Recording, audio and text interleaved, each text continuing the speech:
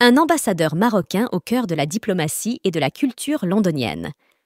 En 1706, Ahmed Ben Ahmed Kadranassir, ambassadeur du Maroc à la cour de la reine Anne d'Angleterre, devient une figure importante dans le Londres de l'époque.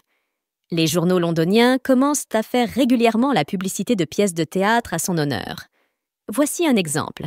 Pour le divertissement de son Excellence, Ahmed Ben Ahmed Kadranassir, ambassadeur de l'empereur du Maroc. Qui reste à Londres pendant 2 ans.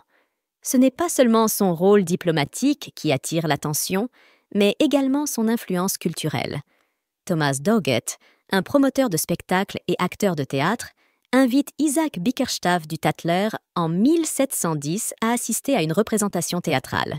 Il déclare « Cela m'apportera un public aussi grand que celui qui a jamais été présent dans la salle depuis la venue de l'ambassadeur du Maroc. » Mais par contre, qui est à l'origine de cette œuvre d'art? Le tableau, réalisé par Godfrey Kneller en 1707, représente l'ambassadeur marocain dans une posture majestueuse et imposante, reflétant autant sa prestance physique que l'autorité symbolique qu'il incarne.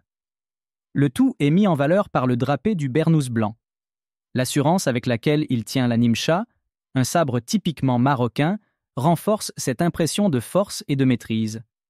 Chaque détail, de sa posture à la qualité de son costume, montre un homme puissant, digne et confiant. Et avant de conclure, ma chère Fanida, il est essentiel de rappeler que les ambassadeurs marocains à la cour anglaise ont toujours arboré des tenues traditionnelles distinctives et tenant fièrement la nimcha. Un bel exemple en est cette splendide peinture représentant l'ambassadeur marocain Abdelwahed Ben Messaoud à la cour de la reine Élisabeth Ier en 1600. Merci Trésor pour toutes les informations. Oui, tout est réuni.